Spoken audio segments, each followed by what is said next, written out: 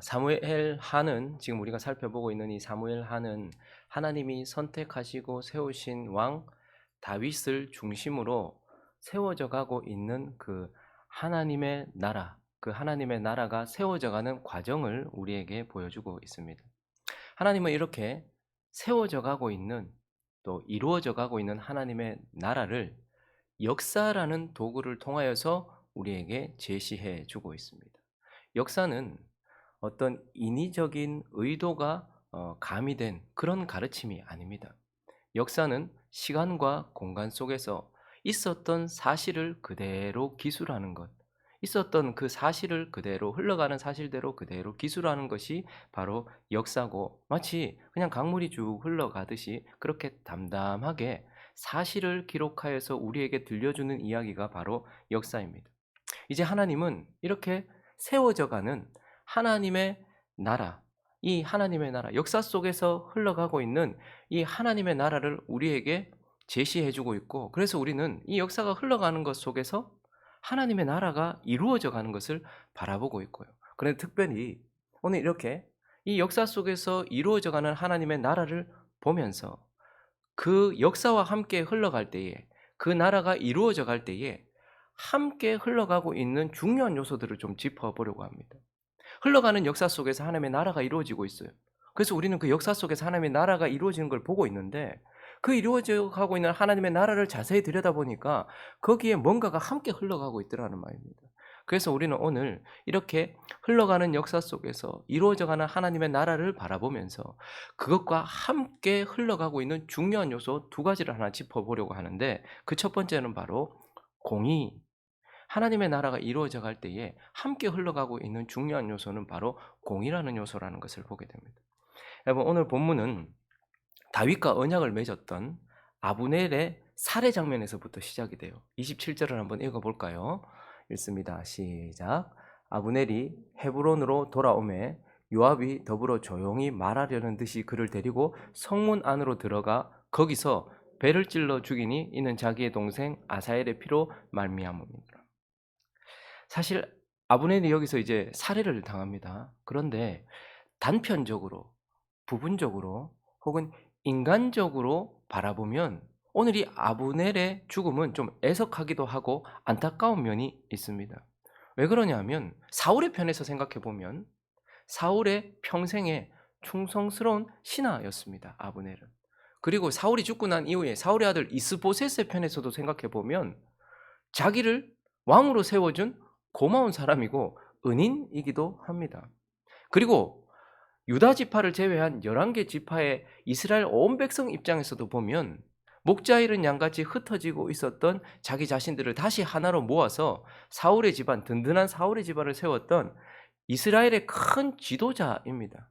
그리고 하나님과 지금 떨어져 있긴 하지만 어쨌든 인간적인 편에서 다윗에서 봤을 때는 지금 온 이스라엘을 자기에게로 가지고 와서 온 이스라엘의 왕이 될 수 있도록 만들어 주려고 하는 다윗에게 있어서도 중요한 인물이 바로 이 아브넬입니다. 그래서 그런 의미에서 보면 이 아브넬의 죽음은 좀 애석한 부분이 있습니다. 그렇지만 이 아브넬을 종합적으로, 특별히 하나님의 관점에서 영적으로 바라본다면 오늘 그의 죽음은 조금 다르게 해석이 되어집니다. 사울이 살아있었을 때에 하나님이 떠난 왕 사울의 말을 듣고서 하나님이 기름 부은 자 다윗을 죽이려고 했던 것이 바로 아브넬입니다. 하나님 편에서 봤을 때는 자신이 세운, 자신이 기름 부은 자를 죽이려고 하는 반역자, 거역자가 바로 아브넬이었습니다. 그리고 사울이 죽고 난 이후에 이제 하나님께서 그를 이스라엘 백성들에게 보내셨어요. 그래서 이제 다윗은 기름 부음 받은 자에서 기름 부음 받은 것이 실행이 된 왕이 되었습니다. 그럼에도 아브넬은 그 왕을 거역하여서 자기가 이스보셋을 세우고 자기가 사울의 집안을 다시 세워서 하나님의 나라를 정면으로 거역하고 있는 거역자, 반역자가 바로 아브넬입니다. 그리고 그는 아사엘을 죽였던 살인자요, 자기가 섬겼던 왕의 첩을 데리고 갔던 간음자요, 무엇보다도 사울의 집안도 자기 스스로 세웠고 자기를 위하여, 지금도 다윗의 집안을 하나님의 힘이 아니라 자기의 힘으로 세워서 거기에서 이인자가 되려고 하는 자아숭배자, 곧 자아를 숭배하는 우상 숭배자가 바로 아브넬인 것입니다. 우리는 각자의 어떠한 부분에서 사람을 판단할 때가 있습니다. 그러다 보니까 어떤 사람은 저 사람이 죽일 사람인데 어떤 사람은 그 사람 괜찮은 사람이라고 말해요. 뭐 자기가 보이는 대로 해석할 수 있겠죠. 그러나 한 사람을 해석할 때 가장 중요한 것은 하늘의 관점에서 하나님 앞에서 그 사람이 어떤 사람인가 하는 것이고, 결론적으로 아브넬은 하나님께 대한 반역자요, 살인자요, 거짓말하는 자요, 자기를 숭배하는 우상 숭배자였기 때문에 그의 죽음, 그것은 바로 흘러가는 역사 속에서 아브넬이 죽었다라는 이 사실은 하나님의 나라가 이루어져가는 과정 속에서 하나님께서 공의를 시행하고 계시다. 자신에게 거역한 자, 자아를 숭배하는 우상 숭배자를 그 나라에서 제거하심으로써 공의가 시행되고 있다라는 것을 우리에게 보여주고 있는 것입니다. 그런데 본문을 자세히 살펴보면 공의가 시행되는 것 같기는 한데, 그러면 요압을 보면서 야, 하나님의 나라에 공의가 시행되는 것 같은데, 요압은 오늘 30절에 보니까 요압이 또 살인을 저질렀죠. 그런데 이 요압이 살인을 저지른 이유를 이렇게 표현해주고 있습니다. 읽어볼까요? 시작. 요압과 그의 동생 아비새가 아브넬을 죽인 것은 그가 기브온 전쟁에서 자기 동생 아사엘을 죽인 까닭이었더라. 사실 아사엘은 살해당한 것이 아니고 전쟁에서 전사한 것이었습니다. 그리고 아브넬을 그를 죽이고 싶은 마음이 없었어요. 그런데도 아사헬이 그렇게 따라와서 어쩔 수 없이 죽였죠. 그러나 어쨌든 뭐 전쟁 가운데서 전사했단 말입니다. 그런데 지금 요압은 다윗과 공식적으로 언약을 맺었던, 그래서 이 유다 나라에서 잔치를 베푸면서 공식적으로 언약을 맺었던 이 아브넬을 몰래 살해한 이유가 사적 복수심 때문이었어요. 거기다가 아마 아브넬이 다윗의 나라에 들어오면 2인자의 자리를 내어줘야 한다라는 자기 자리가 뺏길 것 같은 위기감 때문에 아마 죽였을 것입니다. 그래서 어쨌든 지금 이 아브넬을 죽일 때에 요압은 자신의 죽은 왕, 하나님이 기름 부으셔서 세우신 왕 다윗을 무시한 채, 다윗에게 알리지도 않고 다윗을 무시한 채 살인을 저지르는 그러한 죄를 저질렀다는 말이죠. 이건 큰 죄입니다. 그런데 더 큰 죄는 무엇이냐면 요압이 하나님이 기름 부으신 왕 이 다윗의 명령도 없이 행했다라는 것과 하나님께 거역했다라는 것이 더 큰 문제예요. 왜냐하면 지금 아브넬이 어디에서 죽었다고 말합니까? 헤브론 성문 안으로 들어와서 죽었어요. 헤브론이 그냥 단순히 다윗의 성이기도 하지만 이 유다 이스라엘 백성들에게는 도피성이라는 게 있어요. 자기가 부지 중에 뭘 잘못했을 때에 하나님, 내가 부지 중에 잘못했습니다. 그러니 저를 좀 긍휼히 여겨주십시오라고, 그래서 그러한 자들이 하나님께 도피할 수 있도록 성읍을 6개를 지정해 놨는데 그 중에 하나가 헤브론이라는 성읍입니다. 그러니까 그곳으로 들어가면 범죄자라 할지라도 죽여서는 안 돼요. 하나님께 의탁을 했기 때문에. 그런데 지금 요압이 사적 복수심 때문에, 사적 욕망 때문에 이 아브넬을 헤브론 성읍 안으로, 성문 안으로 데려와서 거기서 인사하는 척하면서 배를 찔러서 죽임으로써 하나님께 거역하고 있는 그러한 모습을 보여주고 있습니다. 그러니까 그는 아브넬과 별반 다를 게 없는 사람인 거예요. 그런데 오늘 39절에 보니까 내가 기름 부음을 받은 왕이 되었으나 오늘 약하여서 스루의 아들인 이 사람들을 제어하기가 너무 어려우니 여호와는 악행한 자에게 그 악한 대로 갚으실지로다 하니라. 아브넬은 죽임을 당했어요. 그런데 지금 요압은 다윗이 내 힘이 아직 약하여서, 어쩌면 정말 뭐 육적인 힘이 약했다라기보다는 나라를 세워가야 되는데 요압이라는 사람이 필요했을 수도 있고요. 그리고 자기의 조카잖아요. 어떻게 죽이겠습니까? 그런 뭐 여러 가지 의미들이 포함되었던 것 같아요. 그러나 어쨌든 지금 오늘 이러한 큰 잘못을 저지른 요압은 그냥 내버려 두게 되는 것을 보면서 공의가 진짜 흘러가는 거 맞나 이런 생각이 듭니다. 거기다가 우리가 앞으로 계속해서 살펴보겠지만 요압은 여기서 아브넬을 죽여요. 그리고 난 이후에 다윗이 범죄하여서 하나님과 멀어졌을 때에 그것을 덮으려고, 이 밧세바를 범했던 것을 덮으려고 우리아를 죽이려고 하잖아요. 근데 그것을 실행하는 자가 누굽니까? 또한 요압이에요. 그러니까 범죄한 다윗의 명령을 듣고서 충신 우리아를 살해하는 것도 요압입니다. 그리고 그 이후에요, 다윗의 집에 반역이 일어났어요. 아들 압살롬이 반역했습니다. 근데 아버지 다윗이 건드리지 마라, 압살롬을 선이 대해줘라, 죽이지는 말아라 라고 말했는데 아무도 그 다윗의 말이 겁이 나서 압살롬에게 손을 대지 못했는데 요압이 어떻게 합니까? 압살롬을 찔러 죽여버려요. 다윗의 명령 따위는 아무것도 아닌 거예요. 그냥 그 압살롬을 죽여버려요. 그렇게 또 압살롬을 살해한 것이 요압입니다. 그래서 이 일 때문에 다윗이 요압을 그 자리에서 박탈, 자리나 이런 것들을 다 그냥 빼앗아서 다른 사람에게, 아마사라는 사람에게 주었거든요. 그랬더니 또 요압이 어떻게 하냐면 오늘 아브렌을 죽이는 것처럼 인사하는 것처럼 가까이 가서 또 아마사, 또다시 다윗이 세운 군대장관 아마사를 죽이고 자기가 그 자리 계속해서 유지하는 것이죠. 또 아마사를 살해하는 사람이 바로 이런 요압입니다.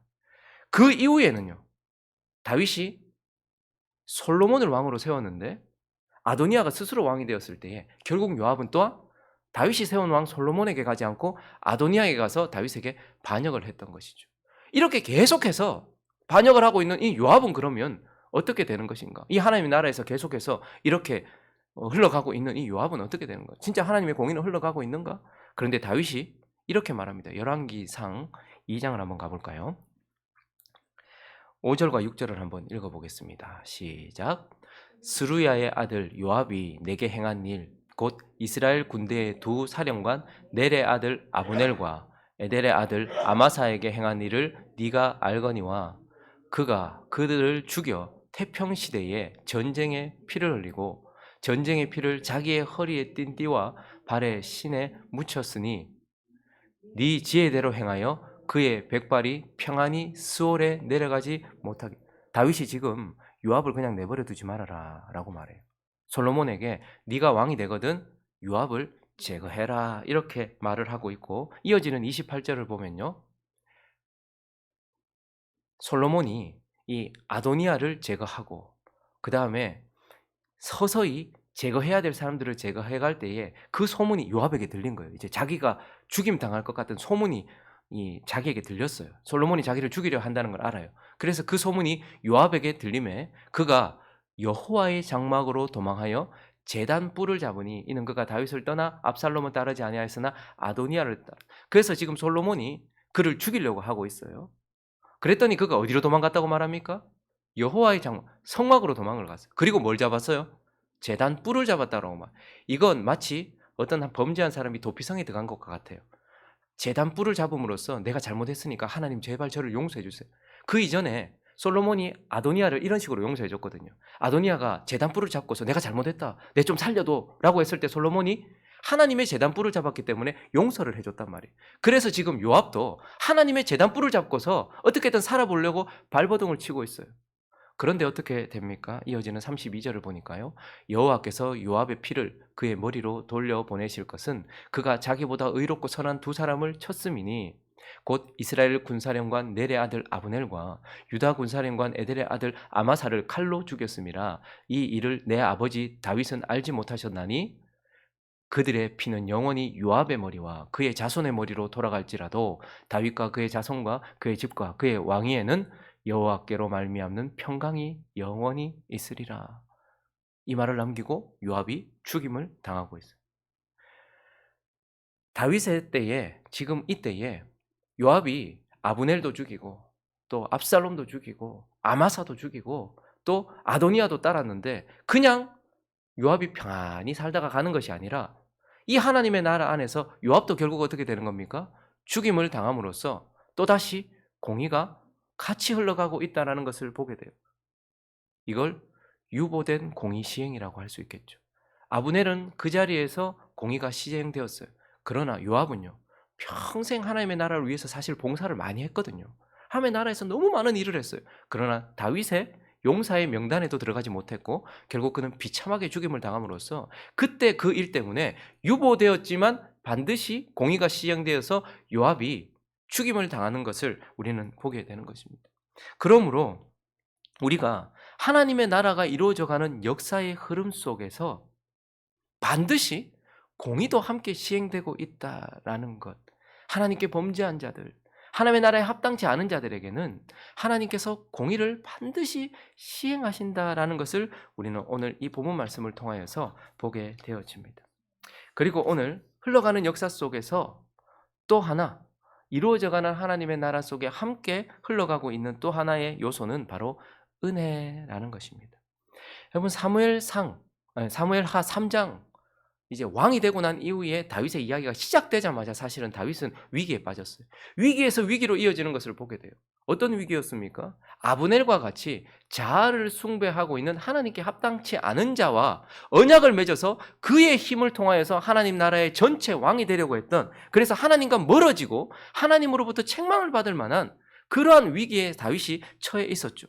그리고 그는 그 위기 속에서 당혹한 일을 당하게 됩니다. 낭패를 만나게 돼요. 오늘 자기의 계획은 아브넬이라는 사람과 이렇게 언약을 맺어서 전체 왕이 되려고 했었어요. 그런데 자기와 상의도 하지 않은 채 요압이 아브넬을 죽이는 바람에 자기의 계획, 이제 내가 유다 지파의 왕만이 아니고 전체 왕이 되려고 했던, 이제 자신의 꿈을 이루려고 하는 그 순간에 요압이 참으로 확 끼얹는 바람에 지금 자기가 했던 모든 계획이 다 무산이 되어버리는 그러한 경험을 하게 되죠. 거기다가 자기의 충신이어야 되는 요압이 자기의 통제를 벗어나는, 그래서 모든 사람들에게 왕이 되자마자 그의 명예가 완전히 실추되어지는 그런 낭패를 경험하게 됩니다. 그런 낭패 속에서 더 큰 이 위기는 무엇이냐면 이스라엘 백성들 전체의 마음이 이제 다윗에게서 돌아서게 된 거예요. 와, 다윗 그렇게 안 봤는데 예전에 그 말이 맞았나 보다. 왜 사울이 그랬잖아. 다윗이 자기 죽이려 한다고. 다윗이 정말 나쁜 사람이라고 그렇게 얘기했잖아. 그런데 오늘도 이 아브넬을 불러놓고 헤브론에서 몰래 언약을 맺는 척하면서 그렇게 요압을 시켜서 그렇게 청부 살인한 것 아니냐. 이렇게 지금 그렇게 이스라엘 백성들한테 어떤 그런 그렇게 되는 것이죠. 그러니까 지금 위기를 만난 것이란 말입니다. 그래서 이스라엘 백성들이 다윗은 왕이 되지 못할 것 같아 라고 생각을 하게 만든 그런 위기가 있었습니다. 그렇지만 이 요압이 아브넬을 살해하는 이 일을 통하여서 결론적으로 하나님은 무엇을 하셨습니까? 35절부터 37절을 보시면요. 석양에 뭇 백성이 나와 다윗에게 음식을 권하니 다윗이 맹세하여 이르되 만일 내가 해지기 전에 떡이나 다른 모든 것을 맛보면 하나님이 내게 벌 위에 벌을 내리심이 마땅하니라 하매 온 백성이 어떻게 했대요? 보고 기뻐하며 왕이 무슨 일을 하든지 무리가 다 기뻐하므로 이날에야 온 백성과 또 온 이스라엘이 내레아의 아들 아브넬을 죽인 것이 왕이 한 것이 아닌 줄 안다라고 말해요. 사실 다윗은 아브넬의 힘을 통하여서 전체 왕이 되려고 했었는데 요압이 찬물을 끼얹는 바람에 그게 다 무산이 되었고 그는 살인자, 몰래 살인하는 간사한 자라는 그런 오명을 덮어쓴, 그래서 이스라엘 백성들이 그를 버릴 그럴 위기에 처했지만 결론적으로 그 일을 통해서 다윗이 그 아브넬을 장사 지내는 모습을 그들이 자세히 봤어요. 그래서 온 백성이 보고라는 이 보고라는 나카드라는 단어는요, 주의 깊게 살펴보다 이런 뜻입니다. 그래서 온 백성들이 지금 다윗을 보고 있었어요. 그런데 보니까 진심으로 애도를 하고 있거든요. 그리고 보니까 진짜 다윗이 죽인 게 아니라는 것이 확 드러났어요. 그래서 하나님은 사실 이 일을 통해서 다윗의 계획은 무산되었지만, 그렇지만 하나님이 다윗의 계획은 사람을 통하여 혹은 힘으로 온 이스라엘의 왕이 되는 것이 계획이었지만 하나님은 10여 년 동안 훈련시키고 연단시켜서 이스라엘의 왕과 같은 모습이 된 그 자질이 보여진 거예요. 이스라엘 백성들이 보니까 다윗이 보통 사람이 아니다. 정말로 사람을 아낄 줄 알고 정말로 이 죽음에 관여하지 않았으며 정말로 진실한 사람이구나 라는 그 하나님께서 10여 년 동안 다듬으셨던 다윗의 왕됨, 이것이 드러남으로써 온 이스라엘이 사람의 힘에 의해서나 혹은 어떤 물리력에 의해서가 아니라 다윗의 진실함을 보고서 마음으로 다윗에게 돌아와서 이제 곧 5장으로 넘어가면 온 이스라엘이 다윗을 왕으로 세우는 그러한 일이 일어나는 것을 보게 되는 것이죠. 그러니까 다윗은 자기에게 무산해서 이거 다 끝났구나 싶었는데 그 위기 속에서 하나님이 그를 진짜 왕으로 드러내시는 은혜를 누렸단 말이죠. 거기다가요, 아브넬은 하나님이 하나님의 나라를 세우는데 기뻐하시지 않는 자였습니다. 그래서 아브넬의 특징이 무엇인가 하면 그는 사무엘하 3장 6절을 보시면요, 사울의 집과 다윗의 집 사이에서 전쟁이 있는 동안에 아브넬이 사울의 집에서 점점 권세를 점점 자기만 키우는 사람이었어요. 그런데 거기서 7절에 보니까 이스보셋이 사울에게 첩이 있었으니 이름은 리스바요 아야의 딸이더라. 이스보셋이 아브넬에게 이렇게 말, 네가 어찌하여 내 아버지의 첩과 통관했느냐. 이건 단순히 육적인 간음이기도 했지만 왕의 여인을 탐함으로써 이거 왕자리 노리는가? 이스보셋 입장에서는 이거 그냥 넘어갈 일이 아니었거든요. 거기다가 네가 섬겼던 왕의 여인을 그 취하는 건 정말 하나님 앞에서 옳지 않잖아요. 그래서 이스보셋이 거기에 대해서 이야기를 했어요. 그건 옳지 않지 않냐라고 얘기했더니 어떻게 합니까? 8절에 보니까요. 아브넬이 이스보셋 말에 매우 붕괴해요. 그러니까 하나님의 말씀이나 이런 것들이 아니라 누구에게도 통제받지 않는 자. 자기가 범죄했음에도 불구하고 화를 내면서 내가 유다의 개냐? 내가 오늘 당신의 집 내가 이게 다 했지 않느냐? 하반절도 보면요. 그의 형제들 그의 친구들에게 은혜를 베풀어서 당신을 다윗의 손에서 내가 건져줬는데 내가 했는데 감히 내한테 그런 말을 해? 이렇게 이야기하는 것이죠. 만약에 다윗이 아브넬과 함께 나라를 세웠다면 지금 저 태도가 누구에게 향했을까요? 나중에? 다윗에게 향했을 거예요. 분명히 이 아브넬은 자기를 키우는 사람이기 때문에 하나님의 나라에 합당치 않은 일들을 또 하게 될 것이란 말이에요. 점점 자기가 권세를 얻을 거예요. 그러면 다윗에게 거슬린다기보다는 하나님께 거슬리는 일을 했을 것이고, 그러면 다윗도 분명히 그렇게 하면 안 되라고 말했을 때 아브넬이 예 하겠습니까? 자기의 잘못이 반드시 지적되고 드러날 때에 그들은 그것을 인정하지 않습니다. 각 교회에 있는 아브넬, 하나님의 나라들 안에 있는 아브넬은 반드시 잘못했다고 지적을 하면 자기가 머리를 쳐들고서 반역을 하고 사람들을 일으켜서 거기에서 문제를 일으킨단 말이죠. 그래서 다윗은 사실 이러한 자와 하나님의 나라를 이끌어 가야 했던 큰 위기에 처해 있었어요. 그런데 자기의 계획과 상관없이 요압이 죄를 범하는 바람에 결국은 이 사람이 제거되고 하나님에 의하여서 온 이스라엘의 왕이 되는 그러한 은혜를 누리게 되었다라는 것입니다. 여러분, 은혜는 내 마음대로 되지 않는 것이 은혜입니다. 내가 원했던 대로, 내가 계획했던 대로 되지 않는 것이 은혜예요. 그런데 무조건 내가 원하는 대로 되지 않았다고 은혜가 아니고, 내가 원하는 대로 되지 않았지만 하나님이 원하시는 대로 내게 이루어졌을 때 그게 은혜예요. 그리고 그 당시에는 깨닫지 못해도 지나고 보면 하나님께서 나에게 이걸 주시려고 그때 그런 실패를 만나게 하셨고 그렇게 하셨구나라는 것을 인정해서 하나님을 높이게 되는 게 은혜예요. 다윗은 아마 그 순간 내 모든 계획이 무산되었고 이것 때문에 내가 이스라엘에게서 마음을 잃을 뻔했는데 하나님이 내게 은혜를 주셔서 아브넬도 제거해 주시고 그리고 온 이스라엘의 마음을 나에게 주신 하나님의 자질 그걸로 인하여서 얻게 했구나라는 것을 은혜를 누리게 되었고 지금 이 하나님의 나라가 이루어져가는 역사 속에서 다윗과 같이 하나님을 사랑하는 자에게는 은혜가 함께 흘러가고 있다라는 것을 오늘 우리는 보게 되는 것입니다. 말씀을 정리하겠습니다. 한번 담담하게 쭉 흘러가는 마치 강물처럼 쭉 흘러가는 우리의 역사 속에서도 자세히 들여다보면 우리의 역사 속에서도 하나님의 나라가 이루어져 가고 있고 우리가 하나님의 나라가 되고 있다는 것을 보게 될 것입니다. 저와 여러분을 자세히 들여다보면 하나님의 나라가 이루어지고 있다는 것을 보게 될 거예요. 그리고요, 그 나라가 이루어지는 속에 우리의 인생 가운데도 공의와 은혜가 함께 흐르고 있다는 것을 보게 될 것입니다. 하나님께서 내 인생 가운데 하나님의 나라가 이루어지게 하고 그 가운데서 공의를 시행하심으로써 우리를 정결하게 하고 계세요. 그리고요, 우리 된 것은 하나님의 은혜입니다. 그래서 우리 인생 가운데도 하나님의 은혜가 흘러서 내 계획대로 되진 않았지만 하나님의 계획대로 되어서 결론적으로는 하나님이 우리에게 은혜를 주셔서 우리가 지금 이렇게 되었구나라는 것을 인정하게 하시는 하나님의 은혜가 흐른다는 것을 기억하면서 우리 가운데 흐르고 있는 이 공의로 말미암아 우리를 정결케 하시는 하나님을 경외하고 우리 가운데 흐르고 있는 이 은혜로 말미암아 하나님께서 주시는 축복을 누리고 있는 것에 감사하면서 하나님을 찬양하는 오늘 이 아침 되시기를 예수 그리스도 이름으로 축원합니다.